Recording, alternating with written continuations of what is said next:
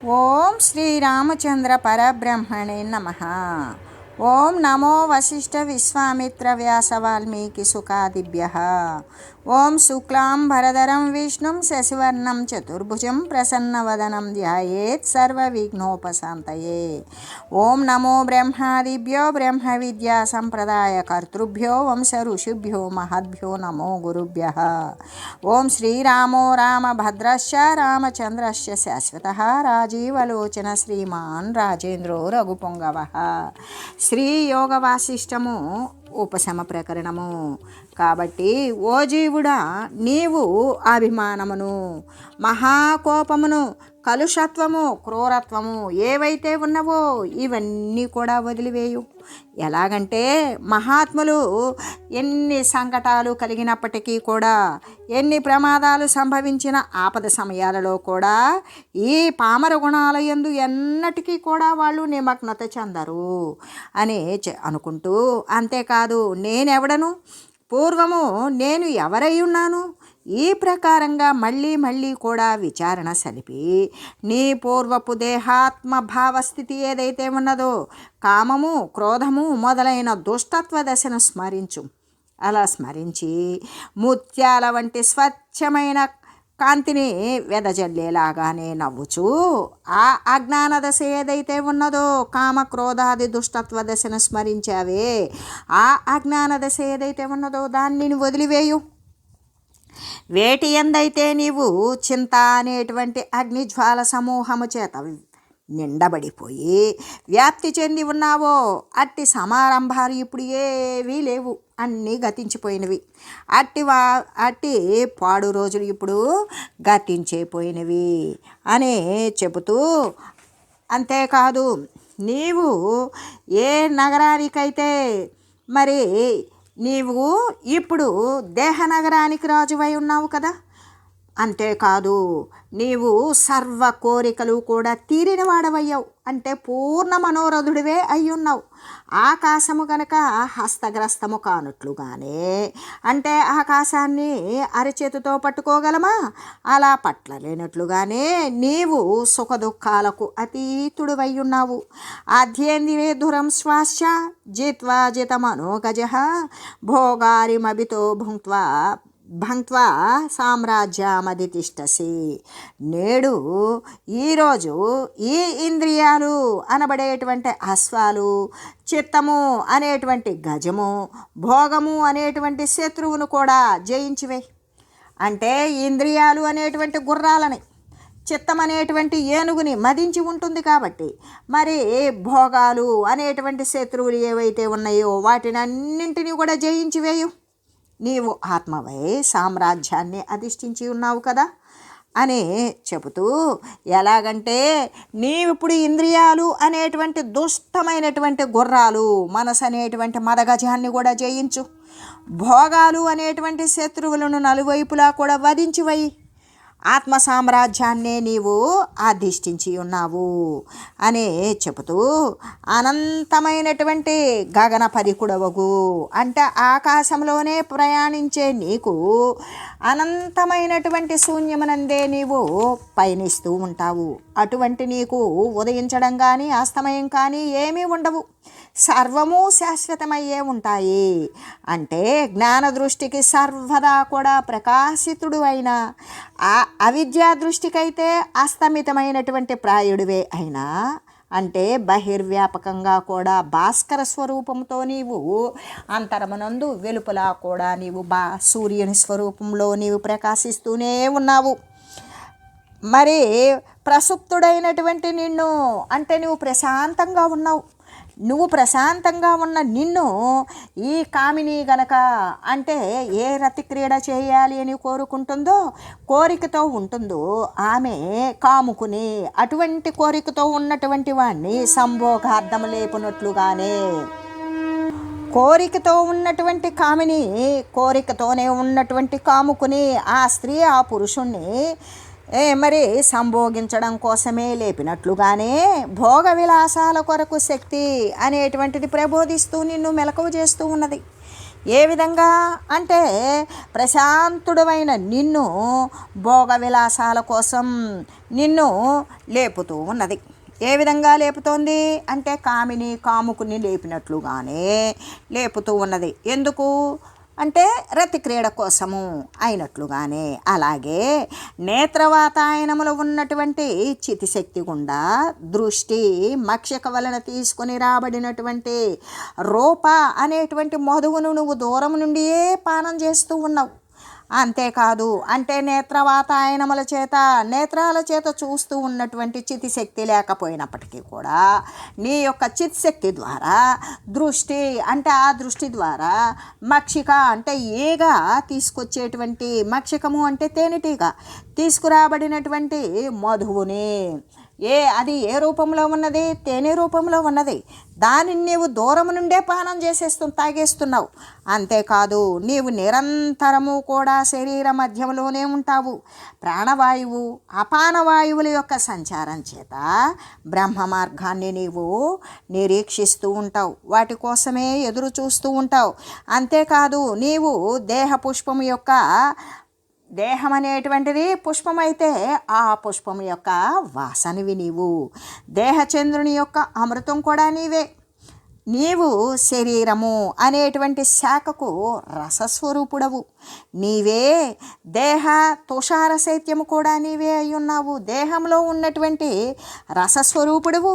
అంతేకాదు చల్లదనము హిమము కలిగినటువంటి శైత్యము ఏ శీతలత్వం ఉంటుందో అది కూడా నీవే అయ్యున్నావు.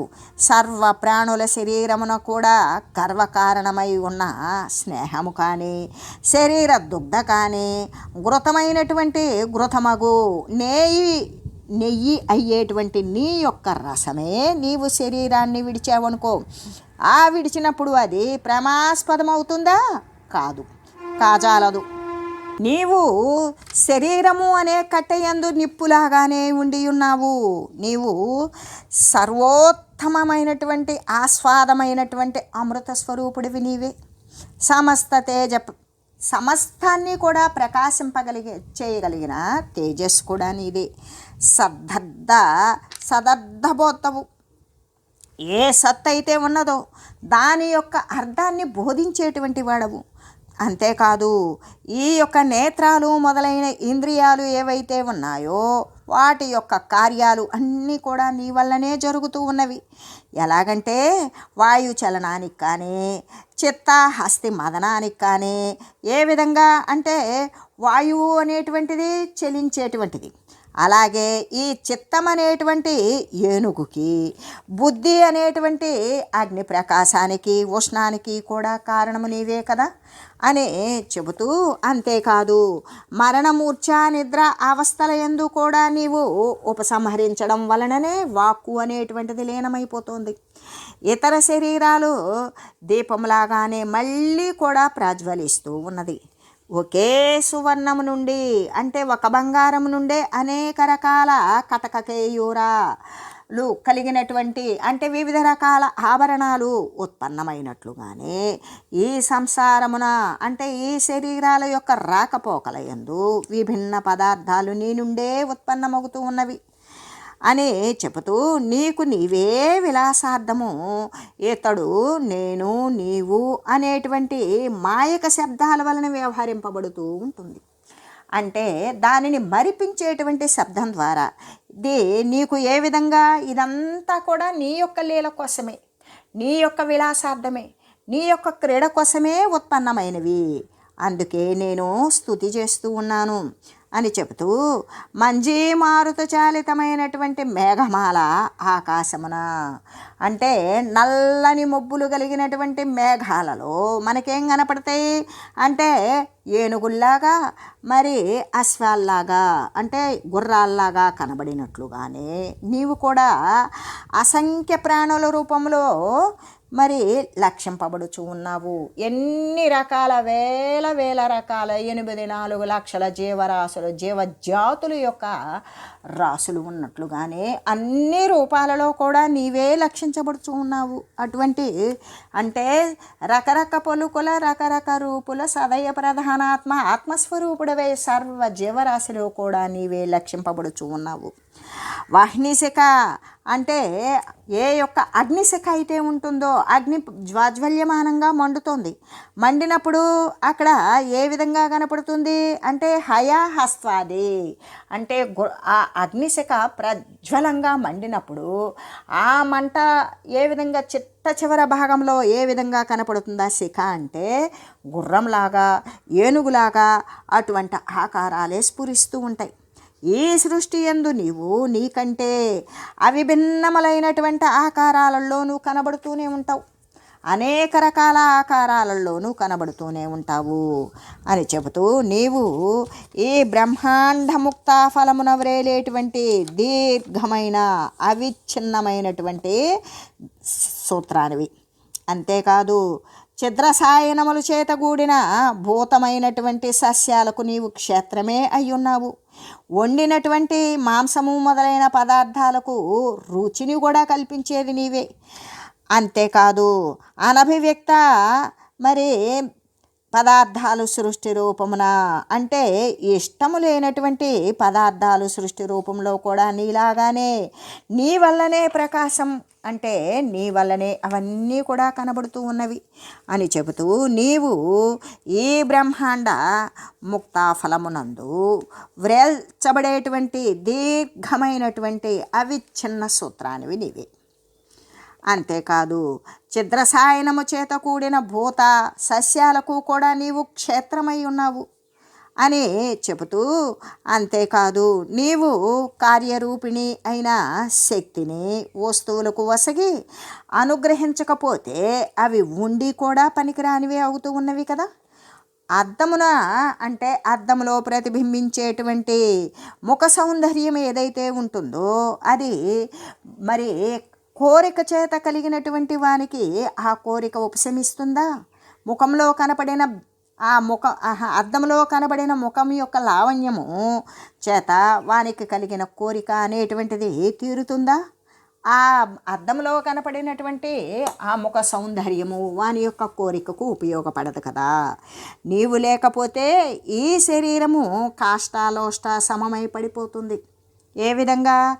నీవు అంతర్యామివై బహిర్వ్యాపకంగా నీవు కనుక లేకపోతే ఆ శరీరం ఏమవుతుంది అంటే కట్టెలలో కాలిపోతుంది, బూడిదైపోతుంది. లేదా మట్టిలో పూడ్చిపెడితే అది మట్టి అయిపోతుంది. ఆ విధంగా పడి ఉంటుంది. కానీ వెలుగు లేకపోతే పర్వతం యొక్క ఔన్నత్యము అంటే అక్కడ వెలుగే లేదు. ఆ పర్వతం యొక్క గొప్పతనం వెలుగు లేకపోతే మనం ఎలా పర్వతం యొక్క గొప్పతనాన్ని గుర్తించగలుగుతాం? అది అంధకారం చేత కప్పబడిపోతుంది కదా. అలాగే ఈ సూర్యకాంతి వచ్చినటువంటి అంధకారము అంటే సూర్యకాంతి వచ్చింది, అప్పటిదాకా ఆవరించుకొని ఉన్నటువంటి అంధకారం ఉంటుందా? ఉండదు. అలాగనే దీపాల యొక్క కానీ నక్షత్రాల యొక్క కానీ కాంతి ఏ విధంగా అంటే మంచు మొత్తాన్ని లీనం చేసినట్లుగానే ఈ సుఖము దుఃఖము కూడా నిన్ను పొందితే అది కూడా నశించిపోతుంది. కాబట్టి ఏ తెల్లవారుజామున అంటే ప్రాతకాలాన్ని ఉదయానికి ముందు సూర్యుని యొక్క కిరణాల వల్లనే వచ్చేటువంటి ఈ యొక్క ప్రభల ద్వారానే మరి తెలుపని నలుపని ఈ వర్ణాలు క్రమంగా మనకి స్పష్టంగా ఎలా కనిపిస్తాయి అంటే సూర్యుని యొక్క కాంతి వల్లనే, సూర్యుని యొక్క వెలుగుల ద్వారానే, నీ యొక్క దర్శనము వల్లనే ఈ సుఖము దుఃఖము అనేటువంటి స్థితిని కూడా పొందుచూ ఉన్నది. ఈ సుఖ దుఃఖాలు రెండు కూడా నీ దర్శనముననే స్థితిని పొందుతూ నీవు లేకపోతే అవి కూడా నశించిపోతూ ఉన్నవి. నీ వలననే అవి ఉత్పన్నాలు అవుతూ ఉన్నవి. కానీ నీ దర్శనం తర్వాత దీపమున చీకటి అణిగిపోయినట్లుగానే దీపం వచ్చింది. అప్పటిదాకా ఉన్నటువంటి చీకటి ఏమైంది? ఎటుబారిపోయింది అంటే అణిగిపోయింది. అలాగే సంపూర్ణంగా లయమైపోతూ ఉంది. అంటే సామాన్యమైనటువంటి లౌకిక సుఖాలు నీ యొక్క సత్త వలననే అనుభవయోగ్యాలు అవుతూ ఉన్నవి కదా. అవి ఆత్మసాక్షాత్కారము అయిన తర్వాత అవన్నీ కూడా ఈ లౌకికమైనటువంటివన్నీ కూడా నశించిపోతూ ఉన్నవి అని విచారిస్తూ, దీపము లేకుంటే అంధకారము పరిస్ఫుటమవుతూ ఉంటుంది, వెలుగు లేకపోతే చీకటి మొత్తము ఆవరిస్తుంది. అదే దీపం వచ్చిన తోడనే ఆ అంధకారం లేదా అంటే ఉన్నది, ఉండి కూడా ఉన్నట్లే నశించిపోతుంది. అది అంతేకాని ఒక వస్తు రూపంలో ఇంకో చోటకు పారిపోదు. అలాగే సుఖదుఖాలు నిరామయుడమైనటువంటి నిన్ను ఆశ్రయించే ఉత్పన్నమవుతూ నీ దర్శనం తర్వాత అది వినాశాన్ని పొందుతూ ఉంటూ ఉన్నవి. అంటే నిమేష లక్ష భాగమైన సమయం ఎవ్వరి వలనను కూడా పరికించబడకుండా నశించినట్లుగానే అత్యంత భంగురములైనటువంటి ఈ సుఖాలు దుఃఖాలు కూడా మరి పరమానంద స్వరూపుడవగు నీ యందు ఒక్క క్షణమైనా సరే ఉండకుండా అవన్నీ నశించిపోతూ ఉన్నవి కదా. అంటే గంధర్వ నగరం లాగానే, గంధర్వ నగరము అంటే కంటికి కనబడేది కాదు, కేవలము మనసు యొక్క సంకల్పం మాత్రమే అది అర్థమవుతుంది. అలాగే గంధర్వ నగరం లాగానే అత్యంతమైనటువంటి మిథ్యలగు, అత్యంత మిథ్యలు అంటే అబద్ధాలే అయినటువంటి ఈ సుఖము కానీ దుఃఖము కానీ నీ యొక్క అనుగ్రహము చేతనే స్ఫురిస్తూ ఉంటుంది. నీ దర్శనమైతే వెంటనే నశించిపోతుంది. ఇవి నీ దర్శన క్షణముననే ఉత్పన్నాలవచ్చు, నీ దర్శన మాత్రం చేతనే నశించిపోవచ్చు ఉన్నవి. కాబట్టి స్వప్నమున మృతించి మరలా జన్మించినట్లుగా, మనకి స్వప్నంలో చనిపోయినట్లుగా కాలొచ్చింది, మెలకు వచ్చింది, మనం బ్రతికే ఉన్నాం, ఆ విధంగానే ఉంటుంది. అంటే జాగ్రత్త దశయందు మృతించినట్లుగా తోచు వీటి తీరు ఎవరు మాత్రం గమనించగలరు?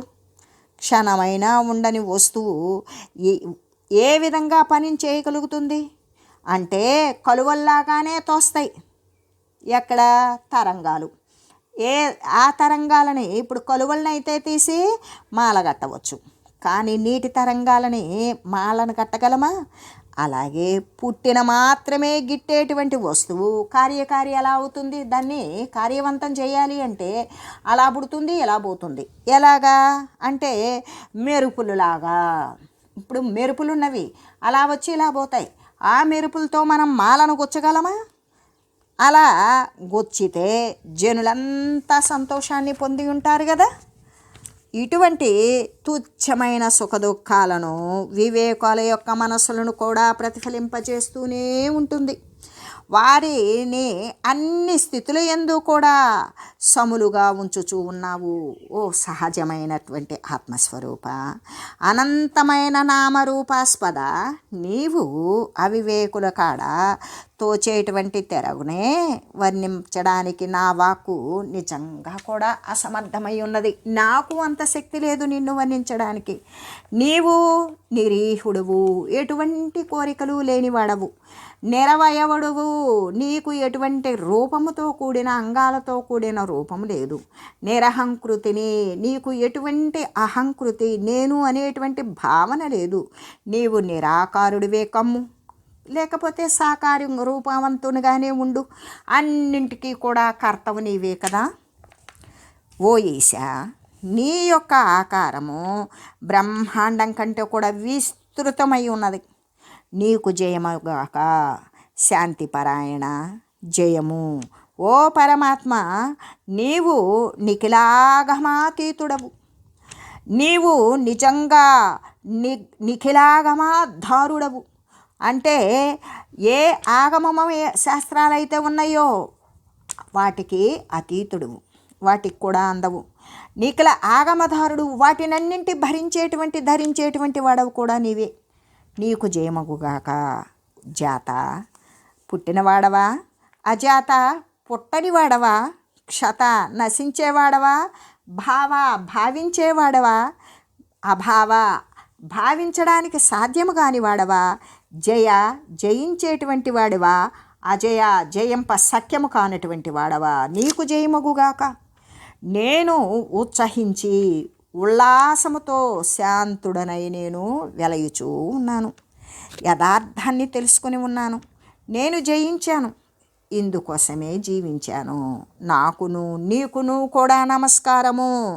త్వయి స్థితే మయి విగతామ మయాత్మని స్వసంస్థితో వ్యాపకత రాగరంజనే క్వ బంధనం క్వచ విపద క్వ సంపదో భవౌ క్వ శమముపైతి శాశ్వతం.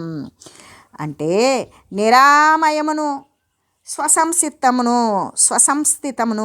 రాగరంజనారహితమును అగు త్వత్స్వరూపమున స్థితుడనగు నేను, నాకు బంధనం ఎక్కడున్నది? పోనీ బంధనము లేదు. విపత్తు ఎక్కడైనా ఉన్నదా? ఏ ఆపద లేదు. సంపద ఎక్కడా? నాకు ఏ ఐశ్వర్యం ఉంది? నాకు జనన మరణాలు ఎక్కడా? నిరామయమైన నిత్యశాంతి లాభమేమిటి?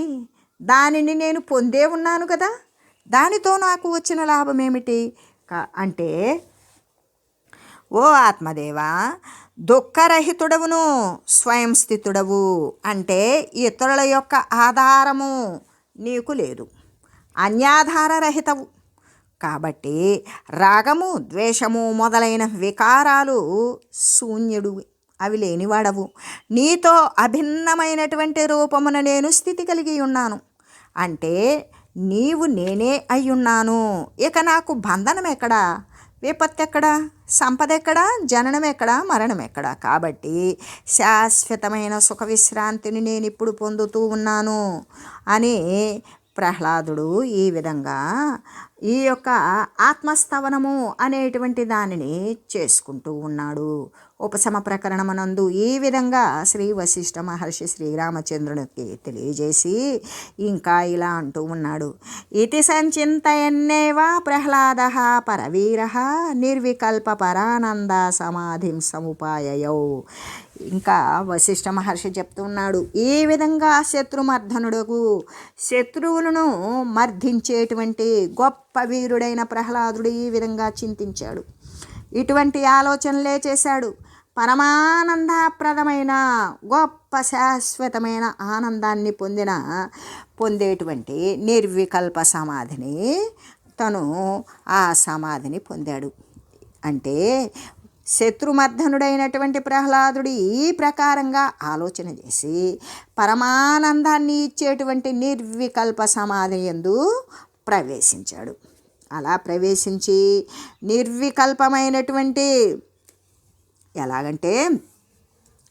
నిర్వికల్పమైనటువంటి సమాధి మగ్నుడు అవ్వడం వల్ల ప్రహ్లాదుడు స్వరూప సామ్రాజ్యము అంటే బ్రహ్మపదాన్ని పొంది చిత్రపటంలో ఉన్నటువంటి బొమ్మలాగానే, మరి పాషాణ నిర్మితమైన నరమూర్తిలాగానే ఉండిపోయాడు. ఎలాగా? గోడ మీద వేసిన చిత్రంలాగా కదలకుండా ఉన్నాడు. అంతేకాదు రాతితో నిర్మించినటువంటి మానవమూర్తిలాగానే ఉండిపోయాడు. కదలడం లేదు, మెదలడం లేదు. ఇలాగా సమాధి దశ యందు ప్రహ్లాదుడు చాలా కాలం గడిపివేశాడు. అప్పుడు అతడు మరి భూమధ్యమున ఉన్నటువంటి సుమేరుగిరిలాగానే ఉన్నాడు. అంటే మేరు పర్వతం ఎంత ధీరత్వంతో అచలంగా కదలకుండా ఉంటుందో అలాగే ఆయన చాలా కాలం అలాగా కదలకుండా మేరు పర్వతంలాగా ధీరత్వంతో అచలంగా కదలకుండా అలా ఉండిపోయాడు. అప్పుడు మహామతి అయినటువంటి ప్రహ్లాదుని అసుర నాయకులు మేలుకొల్పడానికి ప్రయత్నించారు. తట్టారు, కదిలించారు, నెట్టారు, లేపారు, అరిచారు, ఎన్నో రకాలు ప్రబోధించారు.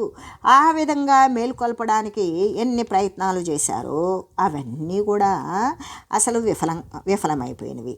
అంతేకాదు ఆయన మీద నీరు కూడా పోసినా కదల్లా. బీజము నుండి మొక్క మొలవనట్లుగానే, ఏ విధంగా అంటే అకాలంలో నీళ్లు పోసినా కూడా ఆ విత్తనం నుండి మొక్క మొలవనట్టుగానే ఆయన ఏమాత్రం వారు చేసేటువంటి చేష్టలతో ఆయనకి మెలకువ అనేటువంటిది సమాధి స్థితి నుండి ఆయన లేవలేదు. అయితే ప్రహ్లాదుడు అసురపురి యందు ప్రహ్లాదుడు ఏ రాజ్యాన్ని పాలిస్తూ ఉన్నాడో ఆ పాతాళ నగరం ఆ అసురపురి యందు రాతి యందు చెక్కబడిన సూర్యునిలాగానే నిశ్చలంగా ఉన్నాడు. అంతేకాదు ప్రశాంత భావంతో ఏకదృష్టితో అలాగా 1000 సంవత్సరాలు గడిపివేశాడు.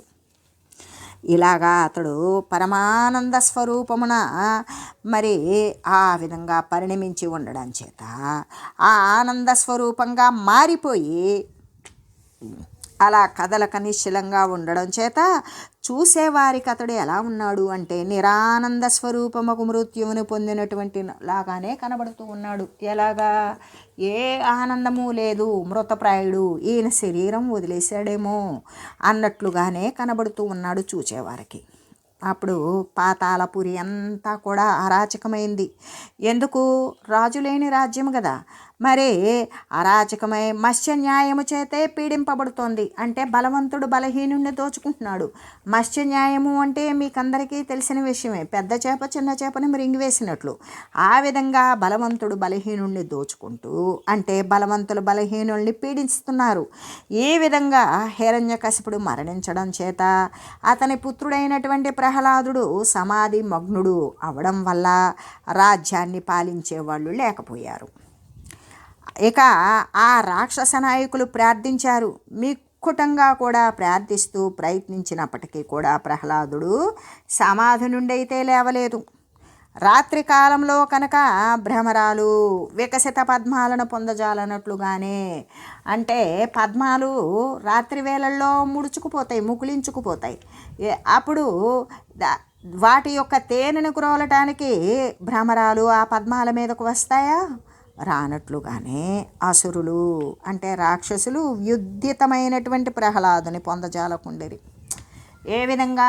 జాగ్రత్తావస్థలోకి వచ్చినటువంటి జాగరూకత కలిగిన మెలకువలో ఉన్నటువంటి ప్రహ్లాదుని ఎన్ని ప్రయత్నాలు చేసినప్పటికీ కూడా ఆ ప్రహ్లాదుని ఆ మెలకువలో వాళ్ళు మెలకువతో చూడలేకపోయారు.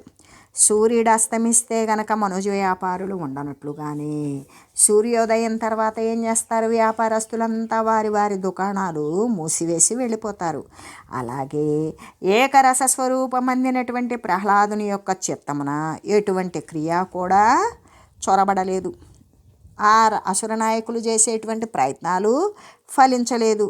అతడు ఎలా ఉన్నాడంటే గాఢమైనటువంటి నిద్రపోయేవాడికి మళ్ళీ ఆ యొక్క సుప్త స్థితిలోకి అంటే ప్రశాంతమైనటువంటి స్థితిలోకి వెళ్ళిపోయి నిశ్చేష్టుడై ఉన్నాడు అని చెబుతూ, అంతేకాదు అప్పుడిక దైత్యులు ఆ రాక్షసులంతా ఏమయ్యారు? దిగులు పడ్డారు. ఇష్టం వచ్చినట్లుగా సంచరిస్తున్నారు. వాళ్ళకు వాళ్ళే ఉద్విగ్నులైపోయారు. మరి విచ్చలవిడితనం సంచరిస్తుంది. పాతాళపురి అంతా కూడా అరాచకమైంది. ఎందుకు అంటే దానిని శాసించేటువంటి రాజు లేడు కాబట్టి. ఇక అదంతా మత్స్య న్యాయాన్నే పొందింది.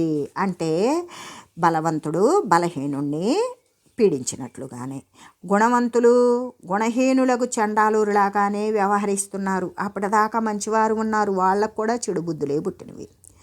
అంతేకాదు బలవంతులు బలహీనుల యొక్క సొత్తును హరించి భోగిస్తున్నారు, ఆనందిస్తున్నారు. జనుల యొక్క మాన మర్యాదలన్నీ నశించిపోయినవి. మరి అబలలైనటువంటి మహిళలు పీడింపబడి సాగుతున్నారు. పరస్పరం కూడా వస్త్రాలను అపహరించుకుంటున్నారు. ఆ పీడితుల యొక్క ఉన్నతమైనటువంటి పెద్ద రోదనతో రోధిస్తూ ఉన్నారు. అంతఃపురం అంతా కట్టుబడులను దాటిపోయింది. ఉద్యానవనంలో ఉన్నటువంటి చెట్లు విరిగిపోయినవి. నాగరికులు ధనాన్ని పోగొట్టుకుంటున్నారు. బంధుజనాల యొక్క విచ్ఛేద అంటే కొంతమంది బంధువులను పోగొట్టుకున్నటువంటి శోకంలో దుఃఖంతో నేల మీద పడి ఏడుస్తూ ఉన్నారు. ఆత్మీయులంతా కూడా దస్యుల చేత పీడితులే అన్నపానాలు కూడా కోల్పోయి బిచ్చగాండ్రే అయిపోయారు. ఈ విధంగా అసురులంతా చింతామగ్నులైపోయారు. హఠాత్తుగా ఇలా అవడం చేసి అందరూ కూడా కిం కర్తవ్యమూఢులయ్యారు. ఇప్పుడేం చేయాలి అనే ఆలోచనలోనే పడ్డారు. దిక్కులంతా ధూళి నిండిపోయింది. దేవబాలకులు అరుదించారు, వచ్చారు. అసురులను పరాభవిస్తున్నారు, అవమానం చేస్తున్నారు. అంత్యజులు ఆక్రమిస్తూ ఉన్నారు. నీచ కులస్తులు వచ్చి ఆ పరిసరాలను ఆక్రమిస్తున్నారు. పాతాళపురి అంతా కూడా ప్రాణిశూన్యమైనట్లుగానే, ప్రాణులు లేనట్లుగానే, హతభాగ్యము చచ్చిపోయినటువంటి దౌర్భాగ్య స్థితిలో విపర్యస్తమును అయిపోయింది. ధనాలు వనితలని కాజేస్తూ ఉన్నారు. పరస్పరం ఒకరితో ఒకరు పోరాడుతూ ఉన్నారు. ఓడిన వారు రోధిస్తున్నారు. కలికాలంలాగానే దస్యులు పరస్పరం అపహరించి ఆ దానవపురిని ఉద్విగ్నం చేసేశారు అని తెలియజేస్తూ ఓం మంగళం శ్రీ గురుదేవాయ మహనీయ గుణాత్మనే సర్వలోక శరణ్యాయ సాధురూపాయ మంగళం. ఓం మంగళం కోసలేంద్రాయ రామాయ రామభద్రాయ చక్రవర్తి తనూజాయ సార్వభౌమాయ జానకీ వల్లభాయ శ్రీరామచంద్రాయ మంగళం. ఓం తత్సత్.